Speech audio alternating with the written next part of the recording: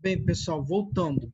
Dentro das interações farmacodinâmicas, nós temos três efeitos: o efeito aditivo, o sinérgico e o antagônico. Tá? No efeito aditivo, que é a somatória dos efeitos, nós podemos ter a interação com esses fármacos causando um efeito, tá? Um efeito, tá? Ou uma resposta somatória às suas ações. Um exemplo é o caso da interação do álcool com o barbitúrico, que são dois depressores de sistema nervoso central que, uma vez interagindo, eles aumentam esse efeito depressor sobre o sistema nervoso. O outro é o efeito sinérgico, que nada mais é do que a interação de dois fármacos, onde um fármaco vai sobrepor a resposta do outro, tá? Intensificando o seu efeito aqui. É o que acontece em algumas classes de antibióticos, que a gente observa que um antibiótico consegue sobrepor a ação farmacológica de outro e, com isso, causando danos à terapia. Tá? E, professor, Oi, o que Vanice. o senhor falou agora há pouco do ciprofloxacino e da glibenclamida, esse é um exemplo? É um exemplo, no caso, um exemplo sinérgico que ocorre aqui. Tá? Ah, tá. Tá bom. Tá. E Obrigada. de nada. E por último, nós temos um efeito antagônico, onde a gente observa que um fármaco atua sobre outro, anulando ou até diminuindo o seu efeito farmacológico, causando prejuízos, tá? A essa quimioterapia. Por exemplo, é o caso de alguns fármacos que são beta-adrenérgicos, que quando atuam sobre compostos beta-bloqueadores, tá? Principalmente aqueles que atuam sobre os mecanismos de cálcio, tá? Através dos transportes de cálcio, o que a gente observa? Que esses beta-adrenérgicos, eles anulam o efeito do beta-bloqueador, tá? Causando alguma disfunção, alguma quebra de homeostase aqui, principalmente a respeito do transporte de cálcio intracelular. Tá bom?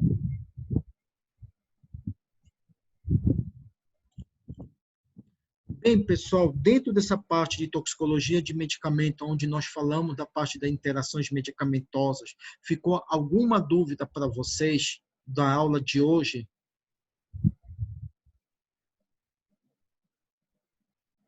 Hein? Professor, eu queria Oi, tirar Pama. uma... Pode falar. A associação do álcool com qualquer um medicamento, ele independente se for qualquer classe de medicamento, vai haver Um efeito aditivo, é isso que tu está querendo dizer? Sim, vai ter algum efeito, né? Vai relação... haver um efeito sim, mas vai... Sim, fale, desculpa, perdão. Eu digo assim, vai ter algum efeito em relação a essa associação do álcool com o medicamento, porque é muito comum as pessoas perguntarem, mas por que que não posso beber quando eu estou fazendo algum tratamento? Qual o risco? Então, eu estou querendo saber, não é uma classe, digamos, de medicamentos, são todos os medicamentos, o álcool interage com eles, trazendo ou potencializando ou diminuindo o efeito.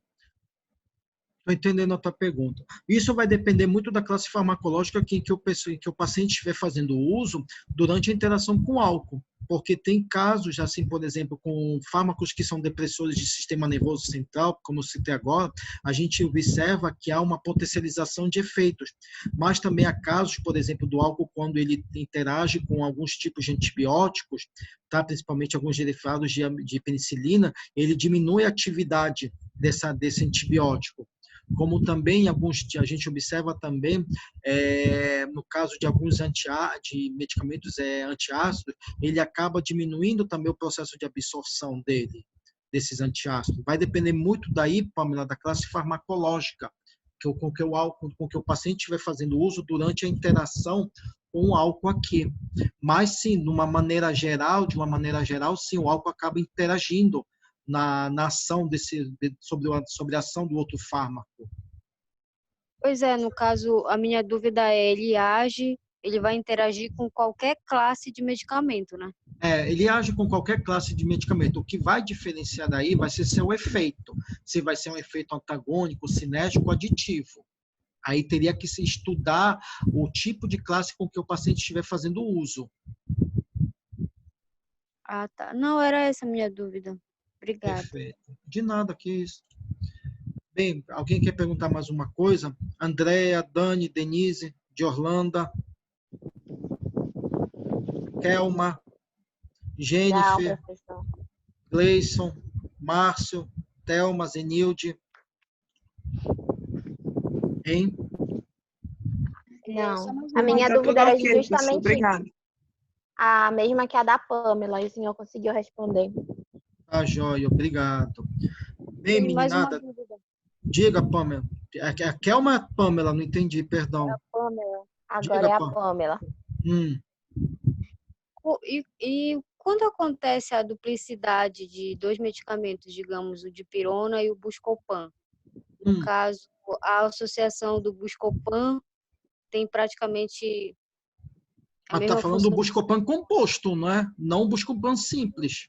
Buscopan, o Buscopan composto. Aí o Certo. médico vai lá, prescreve dipirona e Buscopan, sendo que são medicamentos basicamente para a mesma finalidade. Não, mas calma aí. Tu tá falando. Tá, eu tô entendendo a tua pergunta, mas assim, dependendo da condição clínica do paciente, se o médico está prescrevendo um Buscopan composto, não há necessidade, por exemplo, para uma dor estomacal, um exemplo, tá, ok? Não há necessidade de ele fazer uma dipirona, até porque o próprio Buscopan composto já tem dipirona na sua formulação. Ele estaria fazendo um efeito aditivo aqui, podendo causar até um quadro de intoxicação, tá?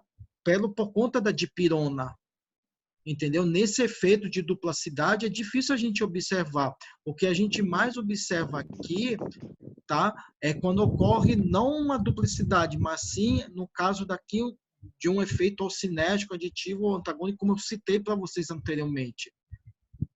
Até porque não teria cabimento até, assim, eu vejo a nível clínico dele fazer dois fármacos com a mesma finalidade. Só se for em caso extremo, por exemplo, como eu já vi, mas isso é justificado, no caso de quadros de enxaqueca, principalmente enxaqueca metabólica, em que o paciente ele faz uso não somente de dipirona, mas também ele faz uso também de alguns tipos de antidepressivos tricíclicos, como no caso da mitriptilina, para aliviar as dores de cabeça. Eu não sei se eu respondi a tua pergunta. Professor, Oi, Dani, fala. ou isso pode acontecer também, o que a Pamela está citando, não necessariamente pela prescrição, mas, por exemplo, você se automedicando, sem saber dessas interações, Ah, né, não, isso que também podem eu peguei o acontecer. exemplo dela do médico Eu que ela acho citou mais comum, agora. né? É mais comum fazer através da automedicação, entendeu? Isso daí a gente observa, mas através de prescrição eu não vejo não vejo só em casos extremos mesmo, como eu já vi uma vez. Tá, o paciente era No paciente. caso de um médico fazer, se ele fizer a prescrição, aí o farmacêutico, nesse caso, pode intervir, né? Ele pode intervir e fazer Tiver a alguma... correção da prescrição. Ele pode pedir a correção da prescrição. Isso tem que ser feito. Isso daí está dentro das nossas habilidades. E se vocês enxergarem assim dentro principalmente a gente vê muito isso na farmácia hospitalar, vocês têm que fazer a notificação e comunicar e informar direto ao médico. Tá, ok? Só se o médico justificar, dizer, tem que ser por causa que o paciente apresenta tal quadro, entendeste? Aí tá justificado. Caso contrário, não, tem que fazer a correção da prescrição. Pois é, Sim, professor, sim. eu estou lhe falando dessa questão porque eu estava estagiando lá no Beneficente Portuguesa e a farmacêutica estava comentando algumas coisas de problemas A com Úrsula. prescrição com Tá. relação a ter que intervir. E um dos exemplos foi esse que ela deu, entendeu? Que ela teve que intervir nessa questão com essa prescrição, que foi de pirona e Buscopan composto. Então, Exatamente. a minha dúvida era se poderia, sei lá, potencializar e causar Não, pode algum... sim. Nesse caso, pode, por causa por causa que, assim, se eu não me engano, eu não tenho de cabeça aqui a formulação do Buscopan injetável para uso hospitalar. Se eu não me engano, é 10 miligramas. Não estou lembrado de cabeça, Pamela. Posso até ver isso para ti. Mas, assim, se a gente, vamos supor, 10 miligramas um Buscopan composto, e nós sabemos que uma ampola de dipirona são, se não me engano, 20 miligramas ou 25 miligramas, eu estou dando 35 miligramas para um paciente de dipirona. Eu posso estar causando até, eu posso fazer com que o paciente venha apresentar alguma reação adversa, principalmente vermelhidão, aparecimento de manchas vermelhas sobre o corpo, que isso é comum durante a intoxicação à dipirona. Mas Tá bom, era aí, essa a minha dúvida. Mas aí ela interviu e não chegou a ser administrado no paciente. não, mas a gente faz. Eu fazia muito isso na época do Metropolitano, porque a farmacêutica com que eu trabalho, eu já trabalhei com ela, era uma boa pessoa, a Úrsula. Eu trabalhei com ela na época do Metropolitano, quando a gente era de lá. Ela é uma ótima pessoa mesmo. Era essa a minha dúvida. Obrigada, professor. Ah, de nada, que isso. Mais alguma dúvida, pessoal? Dani, tirei tua dúvida?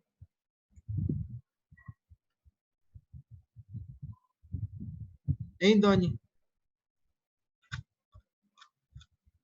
Tá me ouvindo, professor? Tá, joia.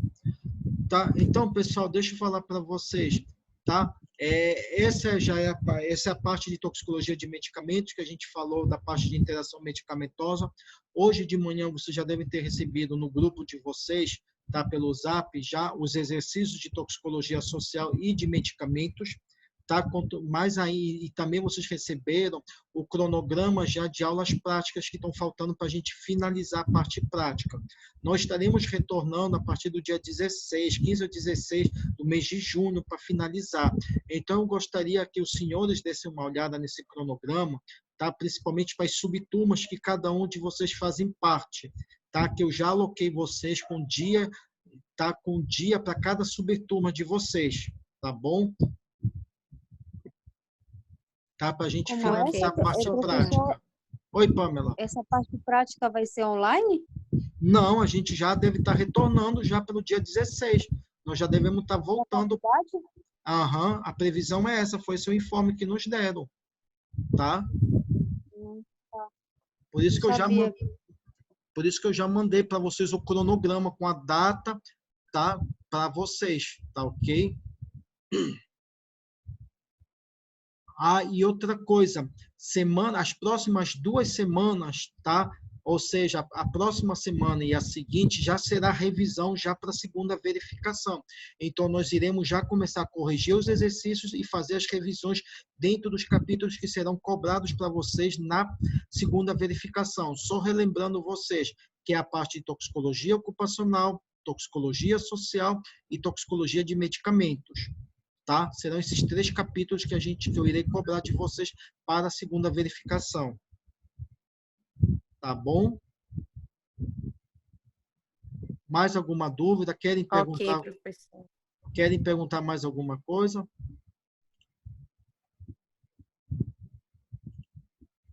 Hein? Então tá, Não, pessoal. Não?